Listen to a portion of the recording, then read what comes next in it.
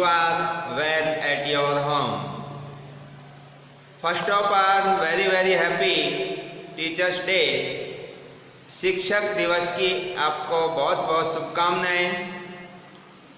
आप अपनी ज़िंदगी में सफल होवें और जो भी आपने अपने कैरियर के लिए सोचा है उसमें आप कामयाब हो।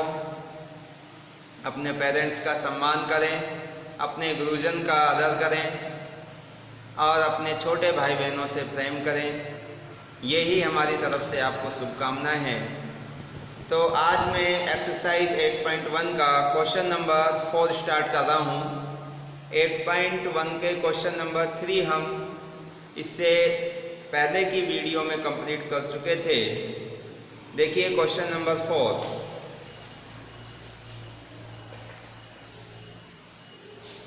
क्वेश्चन नंबर 4 है 15 cot A equal to 8, find sin A and sec A।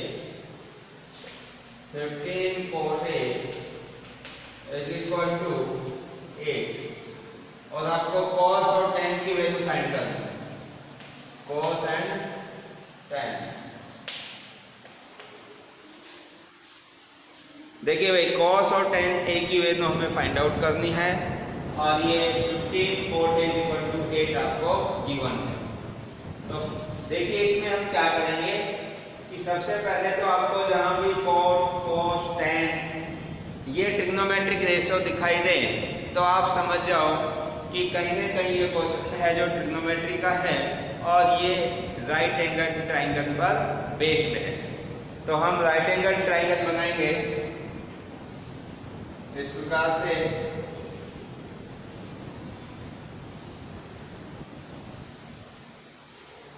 तो देखिए इस राइट एंगल ट्राइंगल के अंदर आप जो एक्यूट एंगल है वो इसमें कोट ए दे रखा है, तो आपको ए एक्यूट एंगल सेलेक्ट करना है। सपोज करो मैं इसको ए दे रहा हूं, तो ये ए, ये बी और ये सी, ये 90 डिग्री का एंगल।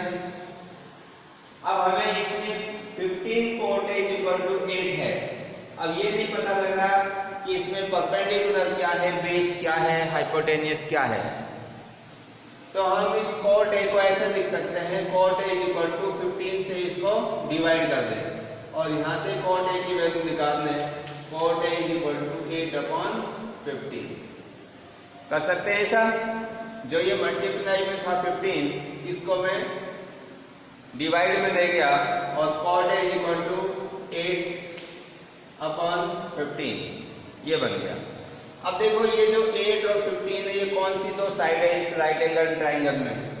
आपको मैंने टेक्निक भी सिखाई थी कि जैसे ये था पंडित बदली प्रसाद हर बोल।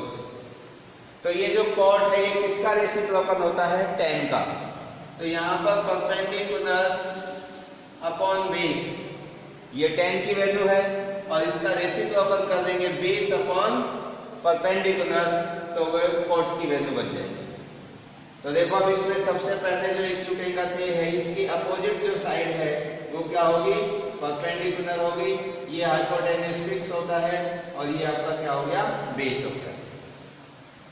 तो ये 8/15 में 8 क्या है और 15 क्या है, तो बेस अपॉन परपेंडिकुलर किसकी वैल्यू होगी, cot A की। तो बेस कितना है यहाँ पर 8 हो जाएगा और परपेंडिकुलर 15, क्योंकि फॉर्मूले में बेस अपॉन परपेंडिकुलर। तो ये आपका जैसे बेस हो गया, ये परपेंडिकुलर हो गया। तो बेस कितना है यहाँ पर 8, इधर बेस की जगह 8 कर दिया और परपेंडिकुलर कितना है इसके अंदर 15। क्लियर है भाई। अब हमें इसमें कौन सी साइड चाहिए, ये वाली साइड चाहिए, हाइपोटेन्यूस h की वैल्यू। अब देखो ये जो परपेंडिकुलर और बेस, ये जो आपके सामने दो साइड हैं, दो साइड है और तीसरी साइड हमें फाइंड करनी है। तो किसका यूज करेंगे हम, पाइथागोरस थ्योरम का। तो क्या लिखेंगे, using Pythagoras theorem,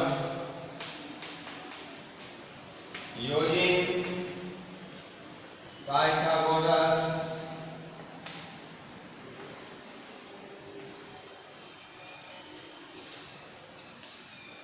theorem in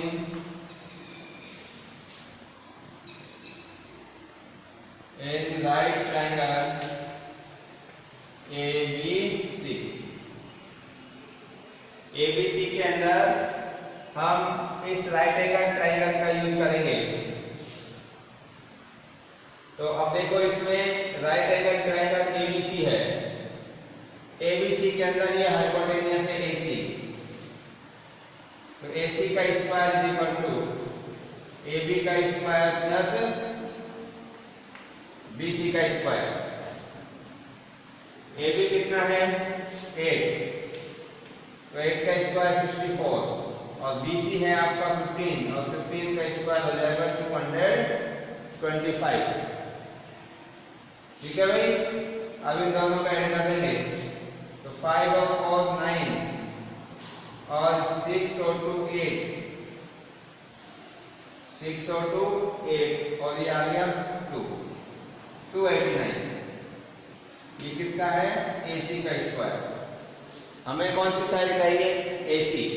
तो इस स्क्वायर को हटाने के लिए इसके ऊपर क्या करेंगे स्क्वायर रूट और AC is equal to under root 289 और 289 का स्क्वायर रूट होता है 70। तो AC कितना आ गया हमारे पास में, ये वाली साइड आ गई 70। अब हमारे पास ये तीनों साइड आ गई। तो तीनों साइड आने के बाद में अब हम आराम से cos A और tan A की वैल्यू फाइंड आउट कर सकते हैं। तो देखिए cos A क्या होगा भाई, now cos A is equal to, उस फॉर्मूले के अकॉर्डिंग अगर हम देखें तो cos A होता है बेस अपॉन हाइपोटेनियस। क्या होता है भाई, बेस अपॉन हाइपोटेनियस। और बेस कितना है आपका AB, हाइपोटेनियस AC और ये वैल्यू रखेंगे AB की हो जाएगी 8 और AC है आपका 17। तो cos A की वैल्यू आ गई 8/17। क्लियर है भाई। अब इसी प्रकार से किसकी वैल्यू फाइंड करेंगे tan A की। tan A is equal to formula क्या होगा, परपेंडिकुलर अपॉन बेस। परपेंडिकुलर कितना है BC और बेस कितना है AB। तो BC कितना है भाई 15, AB है 8, तो tan A की वैल्यू आ गई 15/8। तो ये इस क्वेश्चन नंबर 4 के आंसर हैं। नेक्स्ट देखिए भाई, क्वेश्चन नंबर जो 5 है सेम इसी प्रकार से होगा। इसके सभी ट्रिग्नोमेट्रिक रेशो आपको निकालने हैं, सेम क्वेश्चन है। अदर ट्रिग्नोमेट्रिक रेशो यानी कि जो सेट को छोड़कर 5 ट्रिग्नोमेट्रिक रेशो हैं, sine cos tan cosec cot, इन सब की वैल्यू आपको फाइंड करनी है। अब है इसका क्वेश्चन नंबर 6।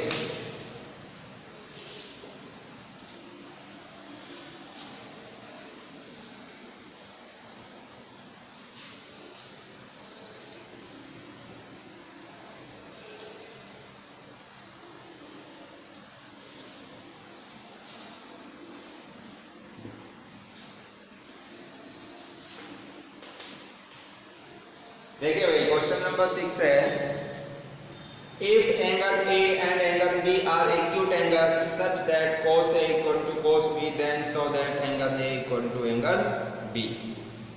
आपको एंगल A और एंगल B एक्यूट एंगल दे रखे हैं और cos A और cos B इक्वल दे रखा है।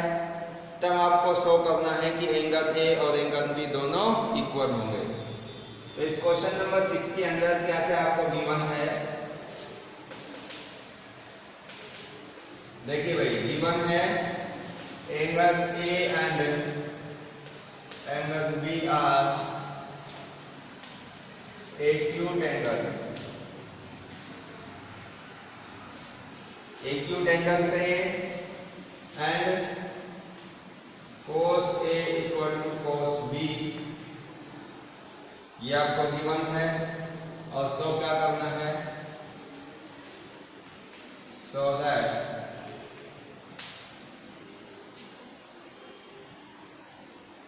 Angle A is equal to angle B, ये हमें शो करना है। देखिए ये चीजें हमें angle A, angle B, acute angle दे रखे हैं। इसका मतलब ये राइट एंगल ट्राइंगल में है, क्योंकि ट्रिग्नोमेट्री का क्वेश्चन है। कॉस ए कॉस बी आपको दिखाई दे रहा है, ट्रिग्नोमेट्रिक रेशियो आ रहे हैं। इसका मतलब ये आपका राइट एंगल ट्राइंगल में दो एक्यूट एंगल हैं, और ये दोनों एक्यूट एंगल देने के बाद एक चीज और दे रखी है, कॉस ए और कॉस बी ये भी इक्वल है। तब हमें ये बताना है, शो करना है, प्रूव करना है कि को angle A equal to angle B. तो देखो इसका प्रूफ किस प्रकार से करेंगे हम। तो इसका हम क्या कर देंगे, राइट एंगल ट्राइंगल ड्रॉ करेंगे। फर्स्ट ऑफ ऑल ये हमने एक राइट एंगल ट्राइंगल ड्रॉ कर दिया। अब इस राइट एंगल ट्राइंगल में ये एंगल आपका कितने का है, 90 डिग्री का। क्लियर है भाई। जब ये 90 का है तो ये दोनों जो एंगल्स हैं ये आपके एक्यूट एंगल होंगे, क्योंकि इस राइट एंगल ट्राइंगल में तीनों एंगल्स का जो सम है वो कितना होता है, 180 डिग्री। जब ये एक ही एंगल 90 का है तो ये दोनों एंगल्स का जो सम है टोटल है वो 90 बचेगा। तो जब दो एंगल 90 के बराबर है तो एक एंगल है वो 90 से छोटा होगा कि नहीं। तो ये दोनों एंगल आपके एक्यूट एंगल हुए। अब इनमें से कोई भी इस एंगल को ए दे दो, इसको बी दे दो, या इसको ए और इसको बी, दोनों में से किसी को भी ए भी दे सकते हैं, क्योंकि ए और बी दोनों में ये दोनों एक्यूट एंगल है। तो देखिए भाई यहां से शुरू कर देता हूं मैं। ये ए और इधर हो जाएगा आपका बी और ये सी, ये दोनों एक्यूट एंगल हो गए और ये 90 डिग्री का। अब हमें ये प्रूव करना है कि जो ये एंगल ए है और एंगल बी है दोनों बराबर होंगे। इसके लिए जो हमें गिवन है इसका यूज करेंगे, since cos A equal to cos B, इसका यूज करेंगे। Since cos A equal to cos B, ये आपको इक्वल दे रखा है। अब देखो cos A की वैल्यू फाइंड कर लो यहां से। cos A यानी कि एक्यूट एंगल जब A है, A के करस्पॉन्डिंग में ये वाली साइड आपकी क्या हो जाएगी, परपेंडिकुलर। ये साइड बन गई। जब आप cos A की वैल्यू फाइंड करोगे तो ये हो जाएगा परपेंडिकुलर, ये बेस बन जाएगा और ये हाइपोटेन्यूज बन जाएगा। ठीक है। अब देखिए जो ये वाला परपेंडिकुलर है, ये बेस है, ये हाइपोटेन्यूज है, तो इससे cos A की वैल्यू हम दिखाते हैं। और cos A क्या होता है भाई, बेस अपॉन हाइपोटेन्यूज। तो बेस कितना है इसका, AC, और हाइपोटेन्यूज कितना है, AB। तो ये किसकी वैल्यू निकाली हमने, cos A। यहां पर लिख सकते हो चाहे तो आप cos A is equal to AC upon AB। अब इसी प्रकार से आप cos B की वैल्यू निकालो, और cos B निकालने के लिए आपका एक्यूट एंगल ये वाला सेलेक्ट करना पड़ेगा, और इस एक्यूट एंगल B के जो करस्पॉन्डिंग में साइड ये वाली होगी, इसकी अपोजिट साइड ये क्या बन जाएगी, परपेंडिकुलर हो जाएगी। ये बेस और ये hypotenuse fix side. Acute angle B की करस्पॉन्डिंग में इसके अपोजिट साइड ये वाली परपेंडिकुलर होगी, ये क्या होगा, बेस होगा। तो बताओ इससे cos B की वैल्यू क्या निकालते हैं हम, cos B is equal to, तो फॉर्मूला तो वही आएगा आपका, बेस अपॉन हाइपोटेन्यूज। तो बेस कितना है इसका, BC। बेस कितना है भाई, BC अपॉन हाइपोटेन्यूज AB। तो ये cos B की वैल्यू आ गई। अब ये cos B की वैल्यू देखो मैं यहाँ पे रख देता हूँ। cos B की वैल्यू कितनी, BC अपॉन AB। ये हमने यहाँ से निकाल दिया। ठीक है भाई। अब यहाँ से देखिए दोनों साइड से, इधर नीचे अपॉन में AB और यहाँ भी AB, तो AB से AB क्या हो जाएगा हमारा, कैंसिल हो जाएगा। और ये लिख देंगे please simplify AC is equal to BC। AC is equal to BC, क्योंकि यहाँ से ए बी से भी दोनों साइड से कैंसिल हो गया। तो अब देखो ये दो साइड हमने इक्वल प्रूव कर दी भाई। कौन कौन सी दो साइड? एक तो AC और एक BC। ये AC साइड इक्वल हो गई और BC, ये दोनों आपस में इक्वल साइड हमने प्रूव कर दी। देखो अभी क्या है हमारे पास में, AC is equal to BC। अब इस ट्राइंगल में अगर दो साइड इक्वल हैं, AC is equal to BC, तो आप जानते हैं कि इक्वल साइडों के जो अपोजिट एंगल होते हैं, angle opposite to equal side are equal. तो AC के अपोजिट एंगल कौन सा है? B, और BC के अपोजिट एंगल कौन सा है? A। तो A और B दोनों एंगल कैसे हो गए भाई? इक्वल। तो ये अभी प्रूव कर दिया था, AC is equal to BC in right triangle ABC। तो इस ABC के अंदर AC और BC इक्वल हो गया, तो इक्वल साइडों के अपोजिट जो एंगल हैं वो भी इक्वल होते हैं। It means we know that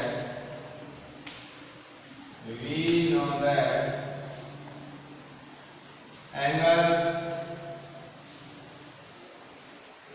opposite to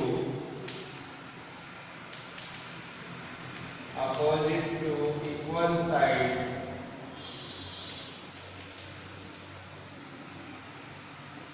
are equal। ये हम जानते हैं, हमने 9th क्लास में एक थ्योरम पढ़ी थी कि we know that angles opposite to equal sides are equal। So angle A is equal to angle B, और यही हमें प्रूव करना है। क्लियर है भाई? इस तरीके से हम इस क्वेश्चन को सॉल्व कर सकते हैं। अब आइए नेक्स्ट क्वेश्चन है, question number 7।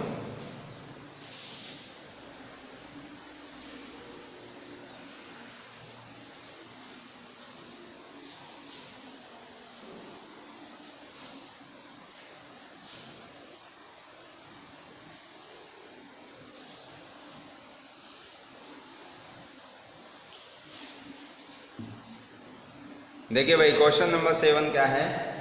If cot theta equal to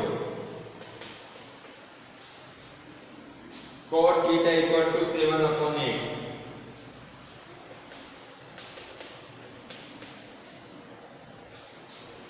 तब आपको ये फाइंड करना है। इसमें first 1 plus sine theta upon 1 plus cos theta 1 minus sine theta और 1 minus cos theta. Second part में cot स्क्वायर थीटा। इन दो की वैल्यू आपको फाइंड आउट करनी है। तो देखो इसमें आपको स्पष्ट है कि इस वाले जो आपको ये डिजिट दे रखे हैं या ये वाला जो पार्ट है, इसकी वैल्यू निकालने के लिए हमारे पास किसकी वैल्यू होनी चाहिए? साइन थीटा की और cos थीटा की।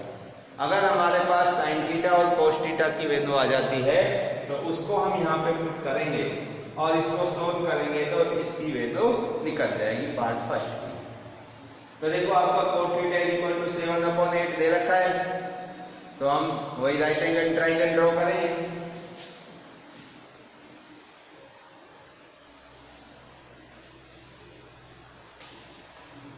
ABC हमारा राइट एंगल ट्राइंगल है।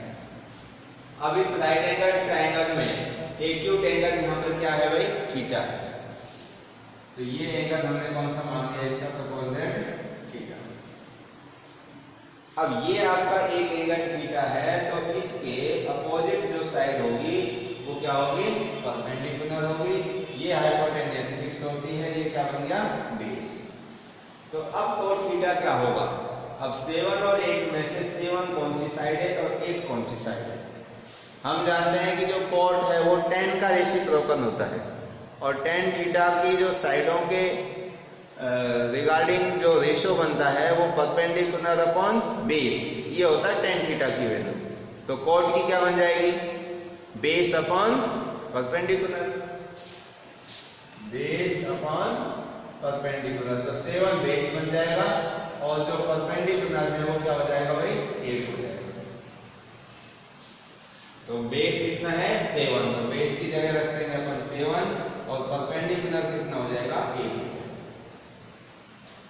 ठीक है, तो ये वाली साइड जो BC है वो 7 है और AB साइड है वो कितनी है, 8 है। अब हम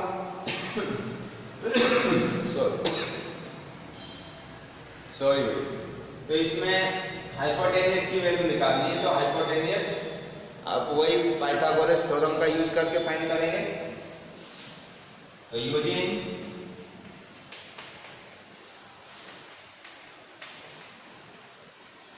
पाइथागोरस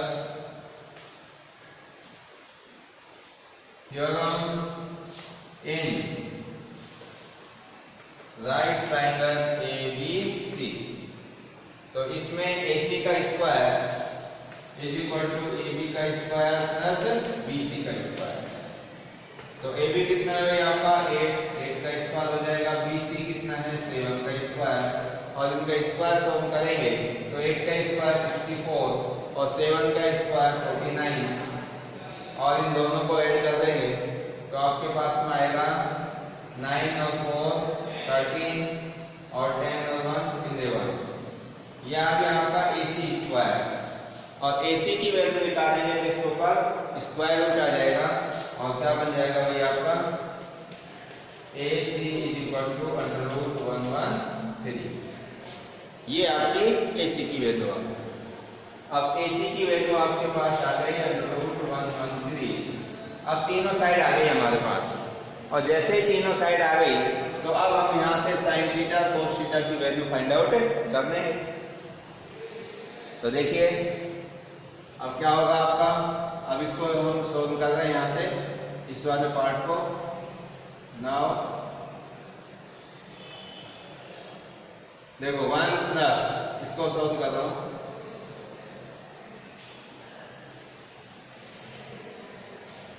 तो फर्स्ट पार्ट ले रहा हूँ यहाँ से, तो 1 प्लस साइन थीटा, और साइन थीटा की वैल्यू क्या होती है, परपेंडिकुलर अपॉन हाइपोटेनियस।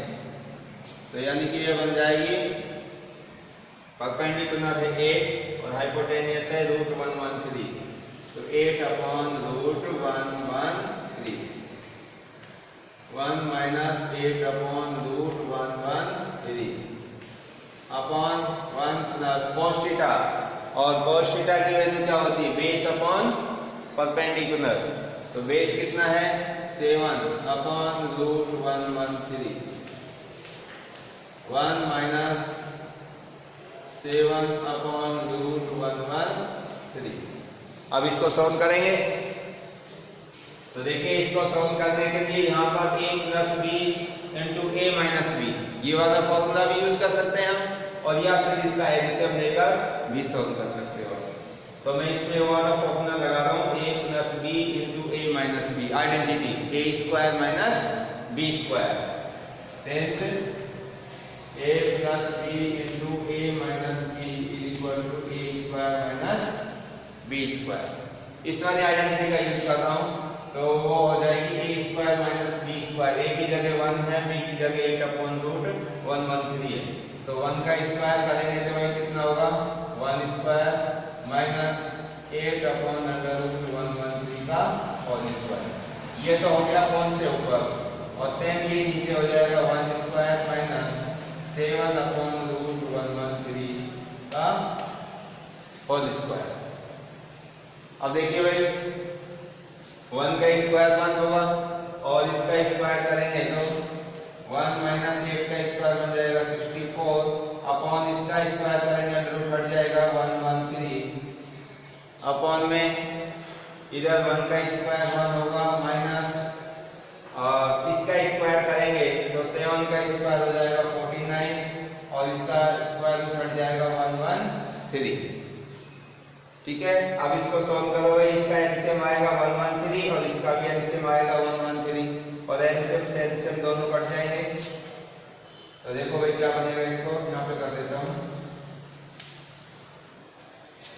तो 113 माइनस 64 अपॉन 113 और इधर 113 माइनस 49 अपॉन 113। तो इससे ये दोनों कैंसिल हो जाएंगे और क्या बचेगा भाई, तो 113 में से 64 माइनस करेंगे तो ये बच जाएगा आपका 49 और इसमें से ये माइनस करेंगे तो ये बच जाएगा आपका 64।